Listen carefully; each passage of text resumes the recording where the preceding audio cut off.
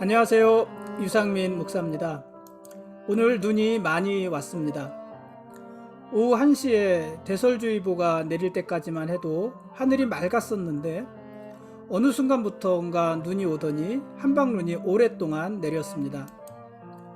오늘 오후 3시 30분쯤에 집사님 몇 분과 내일 예배 연주하는 학생들이 교회에 왔는데 모두들 눈 때문에 신나했습니다. 어느새 눈사람을 만들어서 교회 테라스 위에다가 세워놨습니다. 그리고 교회 주변에 쌓인 눈도 말끔히 정리를 했습니다. 역시 이 10대들의 힘은요, 놀라울 뿐입니다. 안타까운 일이지만 사회적 거리두기가 다시 발령이 됐고 교회는 이제 30%까지만 모여서 예배를 드릴 수 있습니다. 오늘 만난 어느 집사님의 말대로 지금 이 상황이 힘들다기보다는 굉장히 지치는 그런 상황입니다. 코로나가 벌써 2년째 계속되고 있고 어제 화이자에서 발표했다는 기사를 보니까는 2024년도까지 코로나 유행이 계속될 것이라고도 합니다. 말만으로도 맥이 빠지지 않습니까? 무엇보다도 백신 접종을 2차까지 완료한 사람이 80%가 넘는 상황에서 이렇게 확진자가 계속해서 증가하니 당황스럽습니다. 그렇다고 뭐 어떻게 하겠습니까? 지금은 우리들 각자가 방역 수칙 잘 지키면서 조심할 수밖에 없습니다. 우리가 일상을 포기할 수는 없는 것이니까 담대하게 일상을 살아가되 각자 조심하면서 또 하나님의 긍휼을 구할 수밖에는 없습니다. 내일이 주일입니다. 각자 그리고 우리 공동체로서 함께 최선을 다해서 하나님을 예배하는 날입니다. 오늘 말씀 보시겠습니다.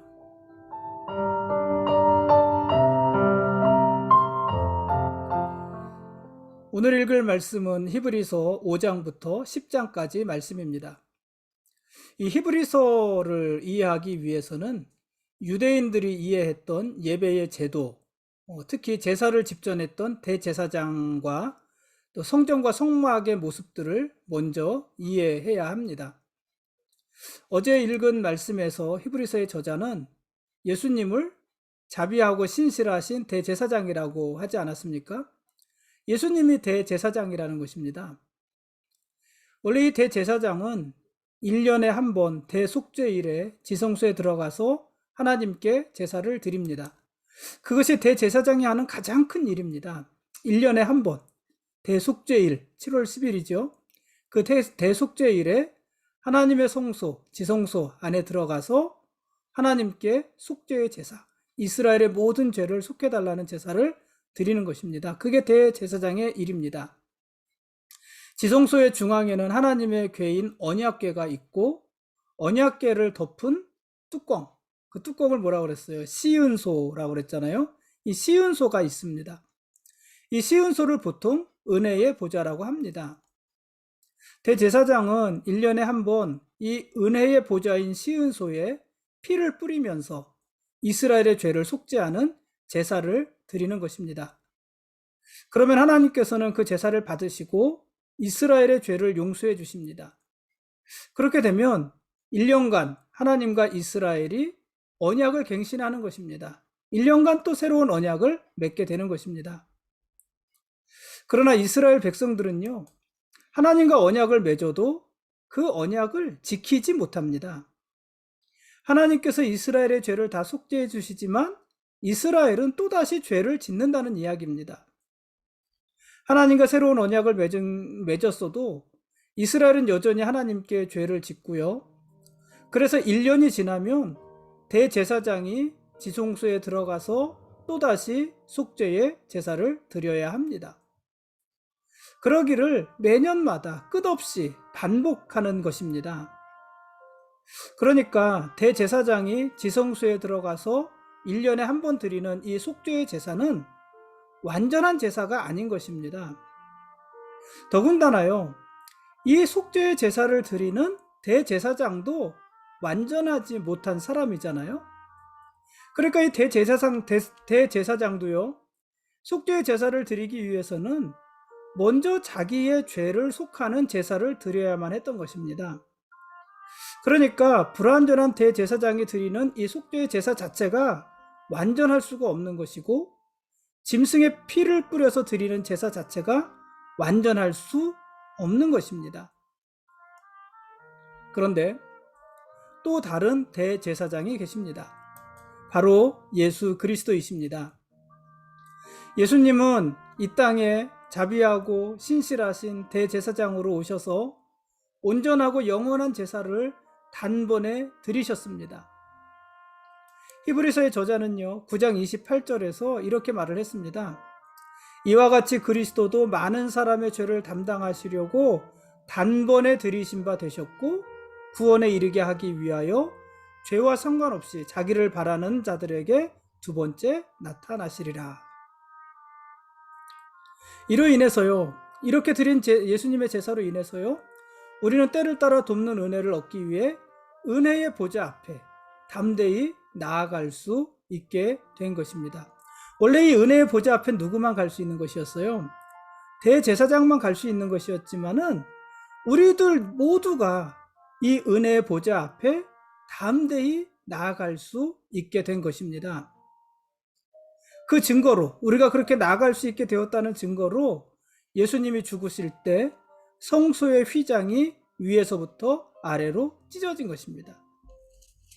지금까지는 이 성소와 지성소 사이에 휘장이 있었잖아요. 그 휘장을 지나야 지성소, 언약궤가 있는 지성소인 것이고, 그 휘장을 지나 지성소에 들어갈 수 있는 것은 대제사장. 그것도 매번 들어가는 것이 아니라 1년에 한 번 속죄일에 들어갈 수 있었던 것이거든요. 그런데 예수 그리스도께서 십자가에 죽으실 때 그 휘장을 찢으신 거예요. 휘장을 없애신 거예요. 그래서 대제사장이 아니라 우리들 모두가 언제든지 그 예수의 피를 힘입어서 은혜의 보좌 앞에까지 나아갈 수 있게 된 것입니다. 예수님께서 대제사장으로서 그 일을 이루신 것입니다. 그 일을 단번에 이루신 것입니다. 근데 여러분, 예수님이 대제사장이 되셨다는 말에는 어떤 의문점이 생기지 않습니까? 예수님이 정말 대제사장이 되실 수 있는 분이신가요? 왜냐하면요, 예수님은 대제사장이 되실 수가 없어요. 왜 그렇습니까? 이 대제사장은 누가 되는 거냐면 레위 지파 사람들 중에서 되는 거잖아요. 레위 지파 사람들 중에서 제사장이 나오는 것이고, 당연히 대제사장도 모두 레위 지파 사람들입니다. 아론 때부터 그랬습니다. 그런데 예수님은 레위 지파 사람이 아니시죠. 예수님은 다윗과 함께 다윗과 같은 유다 지파 사람이잖아요. 유다 지파 사람들은요, 왕이 나오는 지파예요. 제사장이 나오는 지파가 아니라는 말입니다. 근데 예수님이 어떻게 대제사장이 될 수가 있었을까요? 히브리서의 저자는요, 이 부분을 설명하기 위해서 대제사장이신 예수님께서는 예수님이 대제사장이 되신 것은 레위인의 반차를 따라서 된 것이 아니라 멜기세덱의 반차를 따라서 된 것이라고 설명을 합니다. 멜기세덱을 이야기합니다. 여러분, 그런데 멜기세덱이 누구일까요?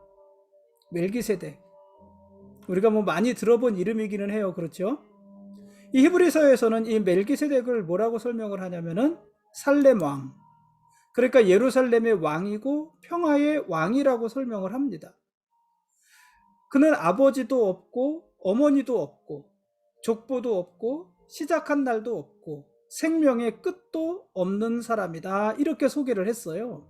멜기세덱이 그런 사람이라는 것입니다. 여러분, 그런데 이게 말이 됩니까? 어떻게 사람이 아버지도 없고 어머니도 없고 족보도 없을 수 있겠습니까? 어떻게 사람이 생명을 시작한 날도 없고 생명이 끝나는 날도 없을 수 있겠습니까? 말이 안 됩니다. 그런데 이 히브리서의 저자는 분명 그렇게 말을 하고 있거든요. 그래서 이 멜기세덱은요, 사실 굉장히 어렵습니다. 아마 성경에서 제일 어려운 부분 중에 하나가 바로 이 멜기세덱에 관한 것이 아닌가 싶습니다. 아무리 설명을 들어도요, 사실 이 멜기세덱을 이해하기가 쉽지가 않다는 말입니다. 또 이 히브리서를 제외하고는요, 신약 성경 전체에서 멜기세덱이 한 번도 거론되지 않아요. 구약 성경도 마찬가지입니다. 창세기서에 멜기세덱이 등장하고 시편에서 멜기세덱이 등장하는데 그 외에는 멜기세덱에 대한 이야기가 없습니다. 그러니 멜기세덱은 누굴까요? 창세기서에 멜기세덱이 나오는데 이 멜기세덱은 아브라함이 엘라만 그돌라오멜과 그의 연합군을 물리치고 조카 롯을 구해 돌아올 때 중간에 아브라함을 영접하고 아브라함을 축복했던 사람입니다. 그때 살렘 왕, 예루살렘의 왕이었다는 것이에요. 그때 아브라함은요, 이 엘라망 그돌라오멜과 그의 연합군을 물리치면서 노력해온 많은 물건들이 있었는데 그 많은 노력품 중에서 11조를 멜기세덱에게 바쳤습니다. 창세기 14장의 내용들이에요. 레위 계통의 제사장들은요, 보통 율법에 의해서 11조를 거두었습니다. 모든 유대인들이 11조를 레위 지파 사람들에게 주게 되어 있었고 레위 지파 사람들이 또 11조를 제사장들에게 주게 되어져 있었잖아요. 율법으로 그렇게 한 것입니다. 그런데 멜기세덱은 레위 지파의 족보에 들지 않았음에도 불구하고 모든 이스라엘의 조상인 아브라함으로부터 11조를 받은 것입니다. 멜기세덱이 하나님의 언약을 장차 받을 이 아브라함의 섬김을 받은 것입니다. 그리고 멜기세덱이 아브라함을 축복한 것입니다. 아브라함이 누구예요? 아브라함은 대제사장인 아론, 그 아론의 조상이고 대제사장에 계속해서 나오는 모든 레위인들의 조상이잖아요. 레위 지파들의 조상이기도 하잖아요. 아브라함은. 그런 아브라함을요, 멜기세덱이 축복한 것이에요. 그리고 히브리서는 그것을 어떻게 설명을 하냐면은 축복하는 자가 축복받는 자보다 높다 이렇게 설명을 해요. 더 높은 사람이 더 낮은 사람을 축복하는 것이라는 얘기예요. 그러니까 멜기세덱이 아브라함을 축복했으니까 멜기세덱이 아브라함보다 어떻다는 거예요? 더 높은 자라는 것입니다.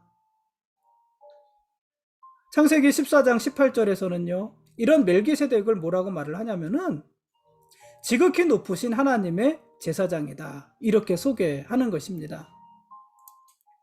그러니까 이 멜기세덱은요. 레위 지파 사람 중에서 아론이 첫 번째 대제사장인데 아론이 첫 번째 대제사장이 되기 훨씬 이전부터 대제사장이었다는 것이에요. 그게 이제 창세기에서 이미 기록되어져 있는 것입니다. 그래서 예수님을 대제사장으로 소개할 때 예수님은 레위 지파의 반차를 따라서 대제사장이 되신 것이 아니라 그건 될 수가 없죠. 그렇게 되신 것이 아니라 예수님은 멜기세덱의 반차를 따라서 대제사장이 된 것이라는 거예요. 모든 레위 지파 사람들보다 더 위대하고 더 우월한 멜기세덱의 반차를 따라서 대제사장이 되신 모든 대제사장보다 더 우월한 대제사장이시다 하는 것입니다. 그 예수님이 인류의 모든 죄를 속하는 제사를 단번에 드리신 것입니다. 보통 대제사장들이 1년에 한 번씩 속죄의 제사를 드렸는데 예수님께서는 그 모든 제사를 단번에 드리셨다는 것입니다. 레위지파 출신의 대제사장들은 스스로가 불완전하고 백성들을 온전하게 할 수도 없지만 새로운 대제사장, 즉 멜기세덱을 따르는 영원한 대제사장이신 이 예수님은 스스로가 부족함 없는 완전한 대제사장이시고 흠이 없는 완전한 대제사장이시고 그래서 모든 백성을 온전히 구원하실 대제사장이시다. 이것이 히브리서의 설명입니다. 이어서 히브리서 8장부터는요. 이제 또 새 언약이신 예수님을 설명합니다. 예수님은 부활과 승천을 통해서 하늘 성전에서 대제사장으로 활동하시면서요.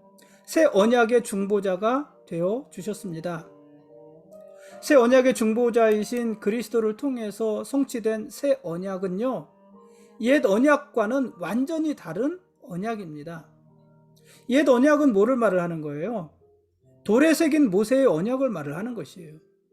이 돌에 새겨진 모세의 옛 언약과 달리 새 언약은요, 백성들의 마음에 기록해서 온전히 하나님의 언약 안에 머물도록 하는 그러한 언약입니다.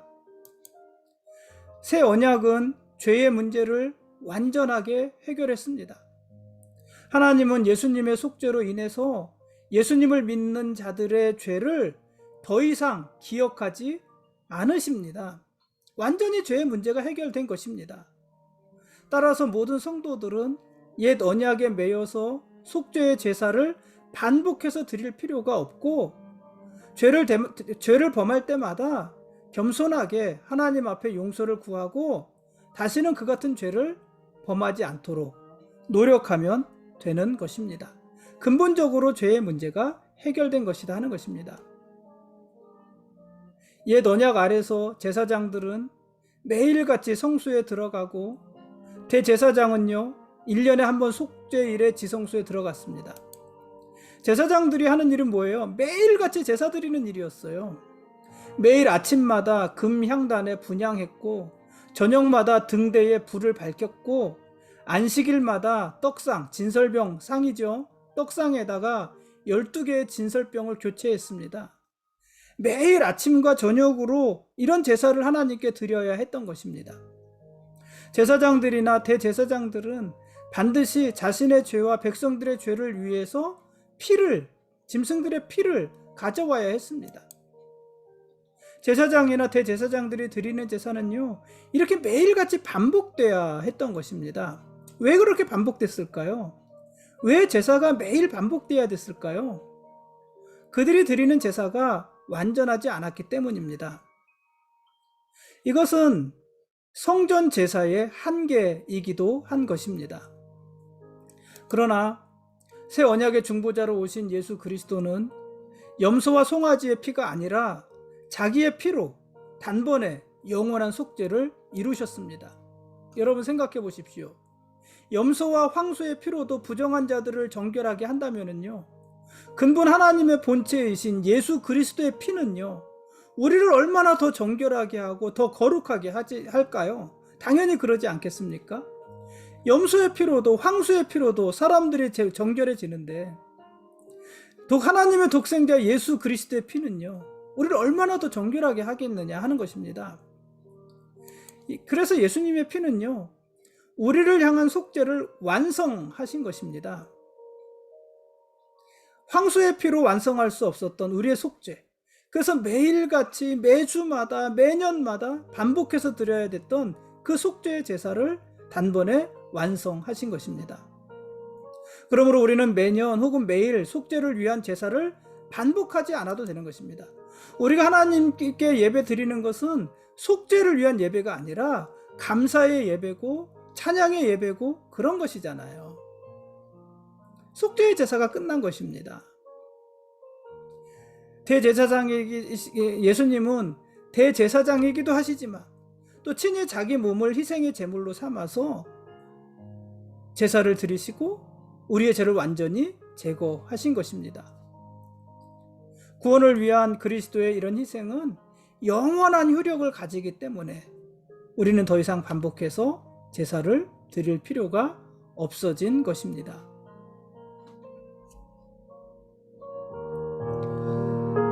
지금까지 히브리서 5장부터 10장까지 말씀에 대한 길라잡이였습니다. 내일 읽을 말씀은요, 히브리서 11장부터 13장까지 말씀입니다. 예수 그리스도께서는 우리가 하나님께 나아갈 새로운 길을 열어주셨습니다. 지상에 있는 성소에서는 오직 대제사장만 1년에 한 번 속죄일에 하나님 앞에 나아갈 수 있었잖아요. 은혜의 보좌 앞에 나아갈 수 있었잖아요. 그러나 새 언약 아래에 있는 성도들은 대제사장이 아니라 우리 모든 성도들은 언제든지 자유롭게 하나님 앞에 나아갈 수 있게 되었습니다. 길이요 진리요 생명이신 대제사장 예수님이 짐승의 피가 아니라 자신의 피로 하나님과 사람 사이의 관계를 회복시켜 주셨기 때문입니다. 그렇다면 여러분, 죄의 문제를 해결받은 우리는요, 이제 어떻게 살아야 될까요? 우리는 주님이 재림하시는 날까지 서로 사랑과 선행을 격려해야 합니다. 사랑은 그리스도인들의 이 삶 속에서 필요한 것을 서로 돌아보는 것이고요. 선행은 그 돌보는 사랑을 더 구체적으로 표현하는 것입니다. 성도들이 자원해서 서로 돌보고 마음을 써주는 것, 이것은 히브리서가 기록될 당시 시험과 핍박, 많은 환난으로 인해서 좌절하기 쉬웠던 성도들에게 아주 꼭 필요한 일이 아니었을까요? 그러므로 여러분, 오늘도 마찬가지입니다. 여러분, 삶이 어렵다고 해서요, 우리가 모임을 쉽게 패하면 안 됩니다. 우리가 서로 모이지 않는다면요, 누구에게 사랑과 선행을 격려받을 수 있을까요? 우리가 서로 모여야지 성도들 간에 사랑과 선행을 격려받을 수 있는 것인데, 우리가 서로 모이지 않는다면, 모이기를 패하는 어떤 자들의 습관과 같이 하고 있다면요, 여러분, 우리는 누구에게 사랑과 선행을 격려받을 수 있겠습니까? 또 우리가 서로 모이지 않는다면 우리는 누구에게 사랑과 선행을 격려할 수 있을까요? 격려받을 수도 없고 격려할 수도 없는 것입니다. 그래서 우리가 서로 모이지 않는다는 것은 사랑과 선행을 격려하고 격려받을 기회 자체를 잃어버린다는 것입니다. 그러므로 여러분, 우리는 그리스도의 재림이 가까울수록 더욱더 모이는 일에 힘쓰고 모여서 사랑과 선행을 서로 격려하며 살아야 합니다. 그것이 지금처럼 어려운 시대를 살아가는 우리 성도들의 마땅한 모습인 것입니다. 오늘 여기까지 하겠습니다. 완벽한 대제사장이신 예수님이 우리의 왕이십니다. 그리고 우리는 그분의 거룩한 백성들입니다. 고맙습니다.